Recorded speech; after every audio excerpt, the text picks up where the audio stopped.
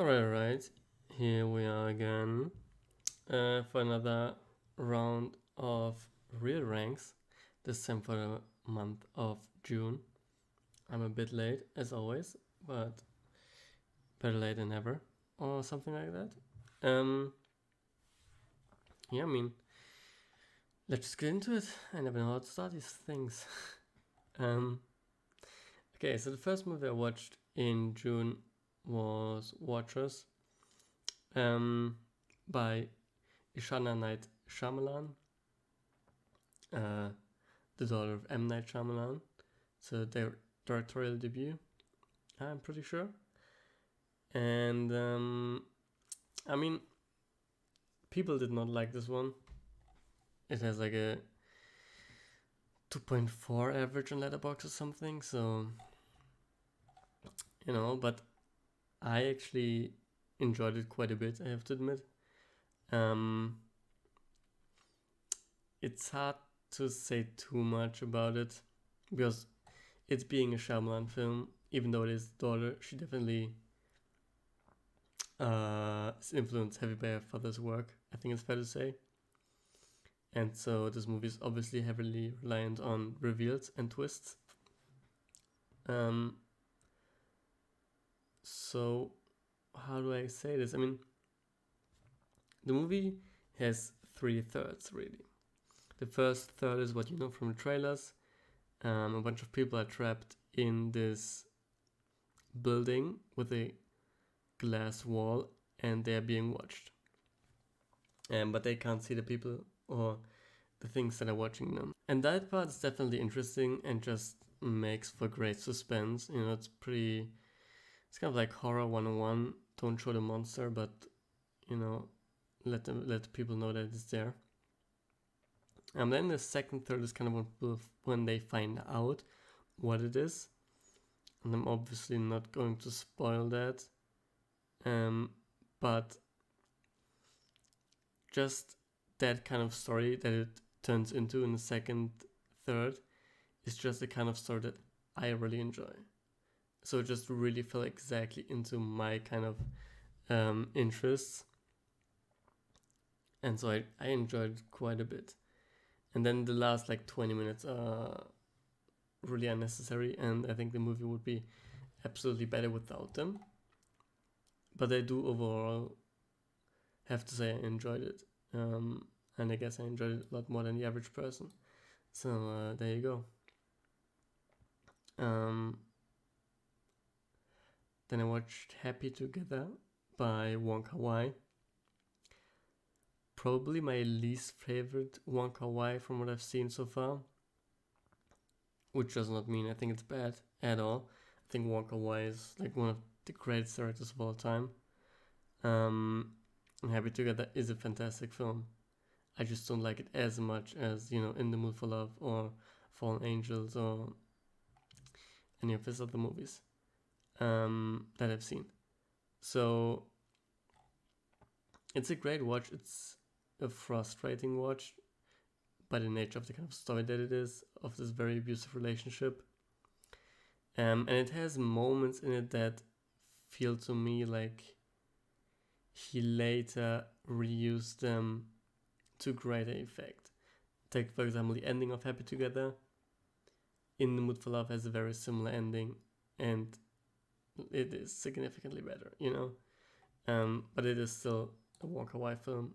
It is a great film. It's just my least favorite of the great films. Then I finally watched Oliver Strangers by Andrew Hay. This one is super interesting.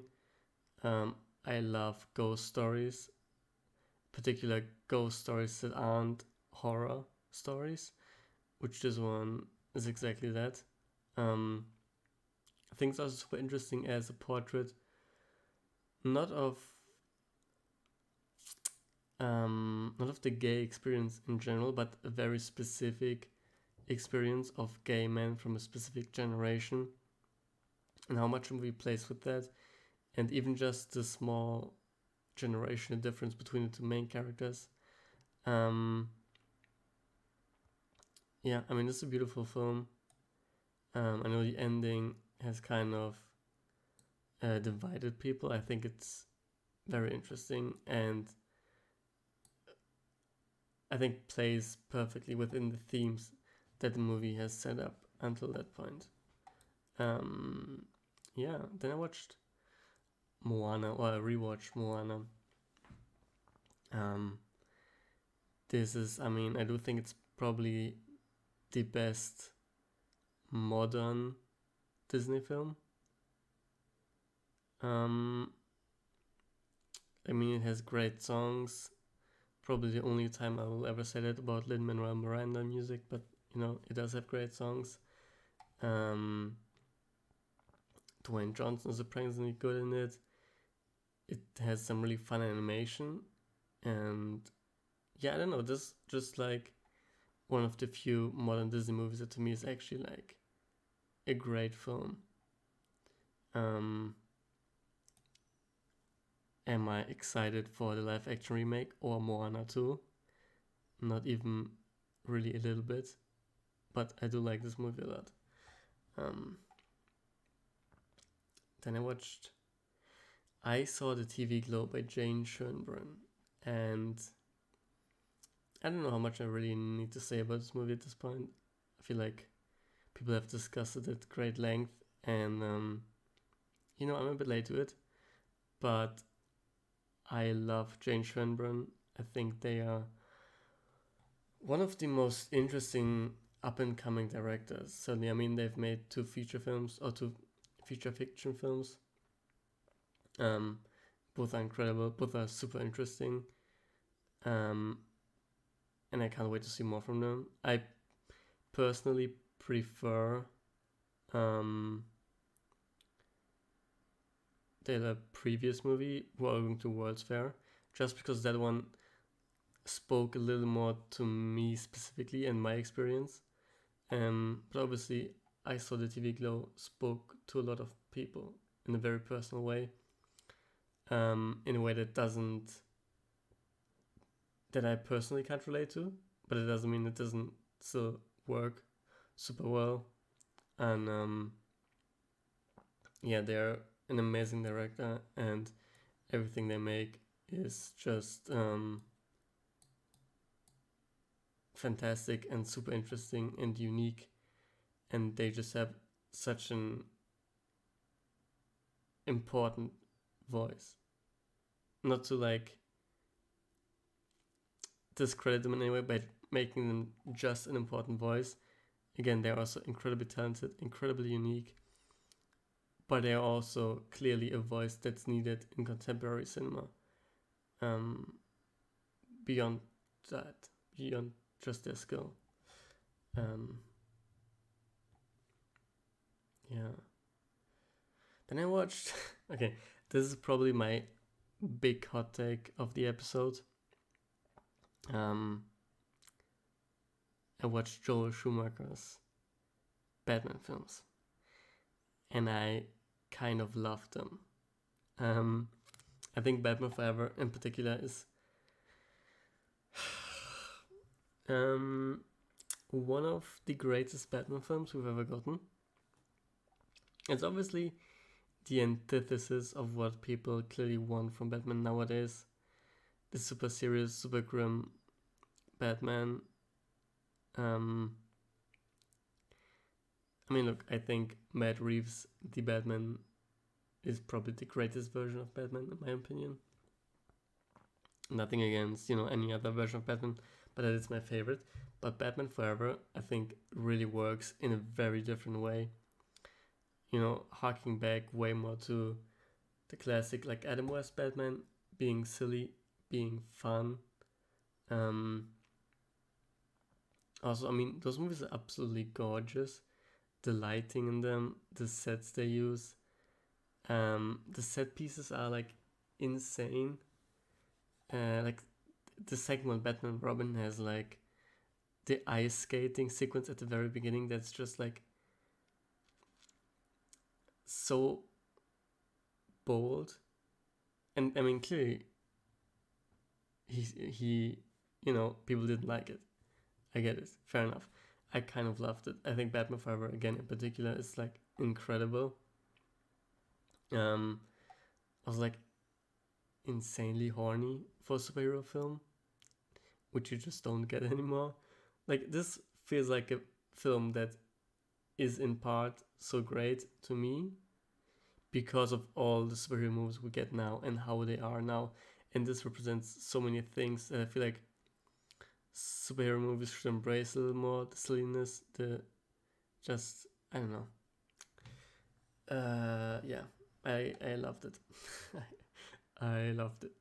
And Batman and Robin is quite a bit worse, I will admit. But I still think it's a very fun movie for parts of it. There are also some parts of it that are not that interesting, unfortunately.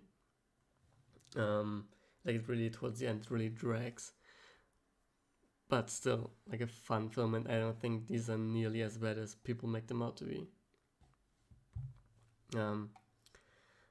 Then next up, I watched The Cool World in 35mm in the cinema, by Shirley Clark. This film is interesting, but it's ultimately also quite disappointing. It's a film about black youth in Harlem during the 1960s, as this kid is trying to get a gun so that he can be the leader of his gang. And it's a movie that has a lot of potential and interesting stuff going forward. I think most interesting is when the movie, like, there are moments where the film is clearly more interested in just filming the streets of Harlem in this almost verite style and just letting the scenery and the location breathe and show its nature. And I think those are the strongest moments. But then the actual story is a bit weak. The acting isn't great. I mean, it looks gorgeous, the black and white cinematography. It looks stunning. But yeah, unfortunately, interesting elements, but it doesn't really come together in a way that I would hope, or I would have hoped. And then I watched Phone Booth, again by Joel Schumacher. Because I love this Batman film so much, I kind of felt like I wanted to watch something else from him, and for some reason, Phone Booth was what ended up being my decision. But I'm really glad it was my decision. And he's someone who I want to dive in more, because both of these films I feel like are super underrated. Like, all three of these. But Phone Booth is just a great, like, one location real-time thriller of this guy stuck in a phone booth, and the film creates an incredible tension. The film has some pretty interesting stylistic choices with like frames within frames, and just how the movie is filmed is pretty interesting at times. The performances are amazing.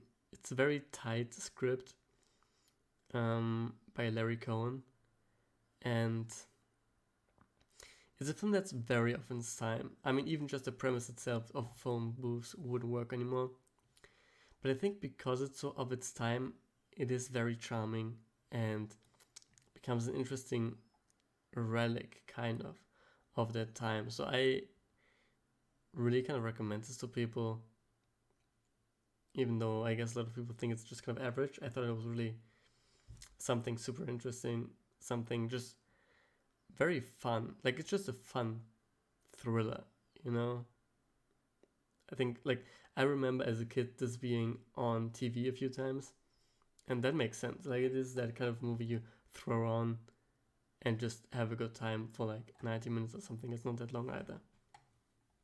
And then I rewatched Furiosa because it came to digital, and I immediately had to rewatch it. And I talked about it last episode if you want to know my thoughts, but this just again facilitated my thoughts in it. I think this movie is kind of a masterpiece, in all honesty. I think it's the best Mad Max film. I think it's just an incredible revenge epic. I think this film, I don't know, I think it will age very well. I think a lot of the complaints I hear about it right now are people who wanted this to be a different movie, which I understand, but I think the movie that it is absolutely outstanding, and I hope people will come around with it. And obviously, I say that as if people are hating it, people are loving it mostly. But I think people could love it a bit more because I think this movie is, yeah. I mean, it's the best of the year for me without question so far. And then next up, I watched the Terminator movies for the first time. Somewhere I had never seen them, but I watched them because there was a screening of Terminator 2 in 70mm in my cinema, and so what better time? So I watched the first one at home.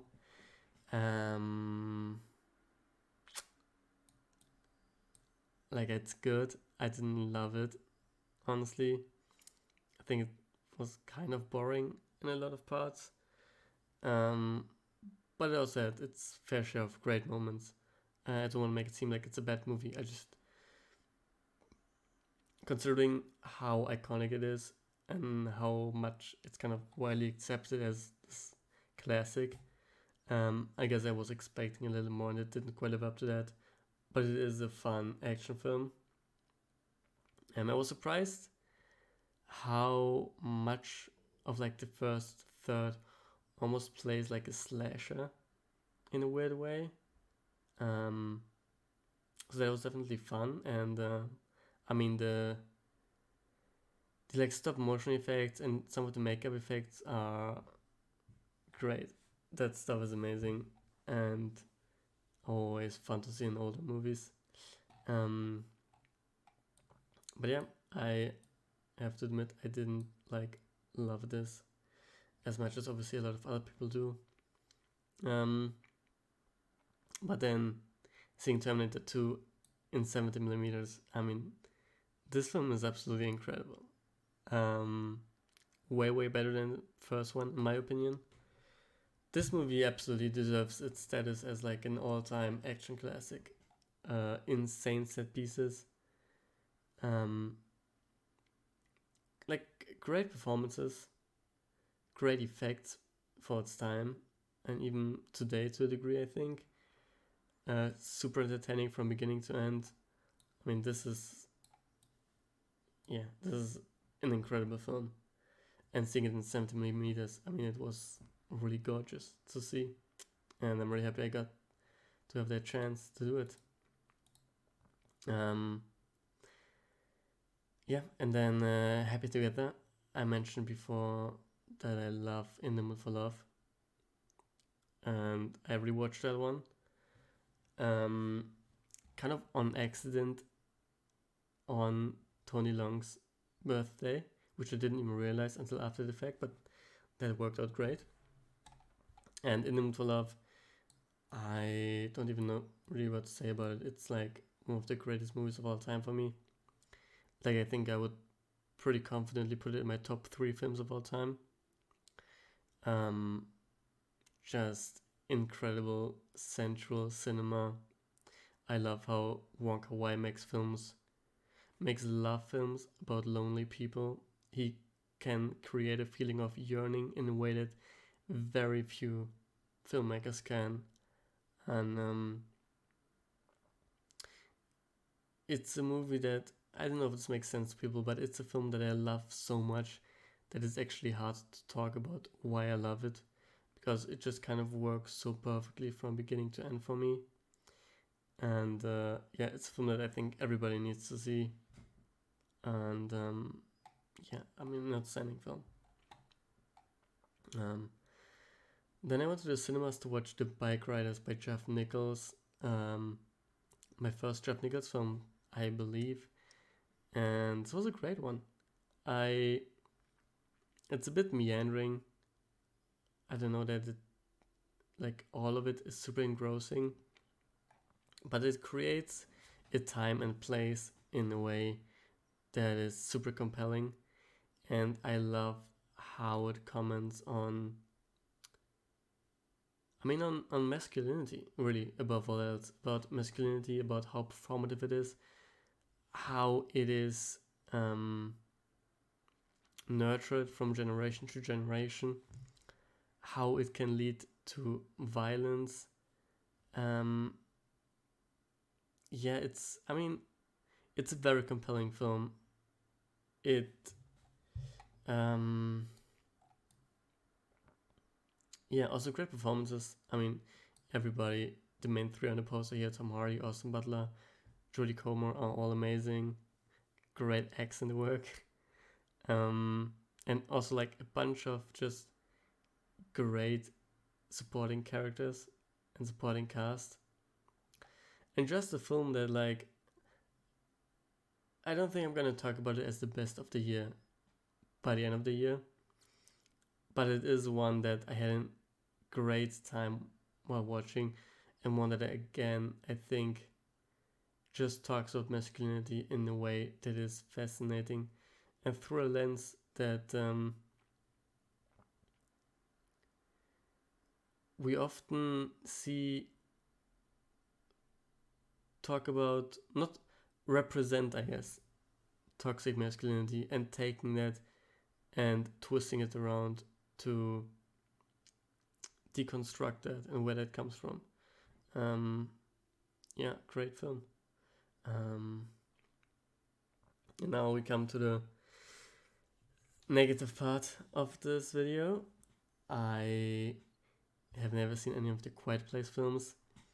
I was interested in A Quiet Place Day 1 because Michael Sarnowski was writing and directing it. I think he's a super interesting director. And so I decided, okay, I want to see the new one because he's the one doing it. So I guess let me watch the previous ones. And obviously they are very beloved. And I watched them. And I kind of hated them. I mean, the first one in particular, I think is kind of awful, honestly. Like, the premise is good of A Quiet Place. The premise is a smart idea. I think the film is so bad. Like, it's just one of those things where the direction is just not... Like, I don't even know. I kind of don't even want to talk about it too much because I just hated it. Like, I just didn't like most of the film. I think it's infuriating. The writing is so, like, reliant on conveniences. And again, the directing feels so empty and uninspired. Like, just seeing A Quiet Place and A Quiet Place Day 1 next to each other, you can see the difference between someone who's directing his first feature film, or I think his second maybe, I'm not sure actually, but like someone who's not, I guess, trained or experienced director, and someone who's directing as like his primary goal, you know? It just, an infuriating watch, and one that I don't get why people like it so much, but obviously they do, so good for them. I hated it. A Quiet Place Part 2 I think is better. I don't think it's great. It's better. Super generic. Like, the first one at least has somewhat of an interesting premise with the whole Quiet Place conceit.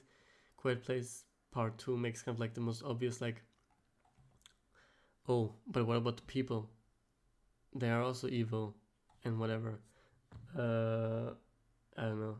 It's better than first. I don't think it's great. And then A Quiet Place Day 1 I actually do think is pretty great. Again, you can just tell that, like, someone who knows so much more, I think, about how to put together a film is helming this one. I think it has interesting ideas. Like, the first third in particular really stuck out to me about, like, you know, in this apocalypse where you can't make sounds, you can't scream, you can't cry, you can't talk to anyone. How do you cope with all of the emotions and process what is happening at the end of the world? Which also, like the first one, I guess, tries to talk about. I don't think it succeeds at all. But yeah, I think the first one is basically, I guess, day one is kind of what I want from the or what I wanted from the franchise the entire time. To me, A Quiet Place Day One is where the franchise for the first time is able to reach its potential, while the previous ones just kind of feel like a waste of it. Yeah. I know many people like the movies. I'm happy if you do. Not for me, clearly. Also, don't know if I'll really watch another John Krasinski film, in all honesty, unless one like really hooks me. But yeah, that's it for me. That's the movies I watched in June. Let me know what you watched. Let me know why I'm wrong about A Quiet Place. And I see you next month.